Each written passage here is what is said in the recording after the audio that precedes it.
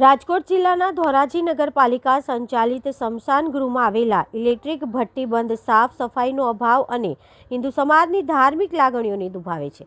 હિન્દુ શાસ્ત્ર અને મનુષ્યનો છેલ્લો વિસામો એટલે સ્મશાન ગૃહ, ત્યારે ધોરાજી નગરપાલિકા સંચાલિત આ સ્મશાન ગૃહ ખાતે મોતનો મલાજો જળવાતો નથી. કારણ કે ધોરાજીના આવેલા સોનાપુરી ખાતે આવેલ સ્મશાન ગૃહની ઇલેક્ટ્રિક ભઠ્ઠી છેલ્લા 1 માસથી બંધ હાલતમાં છે. તો સ્મશાન ગૃહમાં આવેલ ધાર્મિક મૂર્તિ બેસાડવામાં આવેલ છે, તેની બાજુમાં કચરાનો ઢગલો પણ ઘણા સમયથી પડેલ છે. સાફ સફાઈ નિયમિત થતી નથી. સ્મશાન ગૃહમાં નગરપાલિકાની સ્ટ્રીટ લાઇટો પણ ઘણા સમયથી બંધ હોય તેમ છે. જ્યારે ધોરાજી નગરપાલિકાની અનાવડત અને ઘોર બેદરકારીને લઈને ધાર્મિક લાગણીઓ પણ દુભાઈ છે.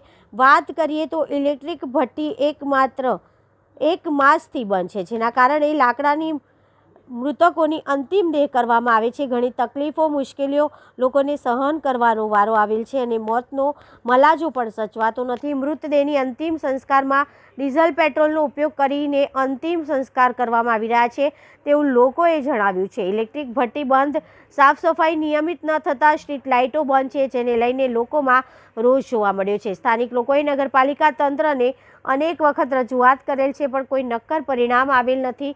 તાત્કાલિક ઇલેક્ટ્રિક ભઠ્ઠી ચાલુ કરવામાં આવે અને સાફ સફાઈ નિયમિત કરવામાં આવે અને લાઇટ ચાલુ કરવામાં આવે તેવી માંગ કરાઈ છે.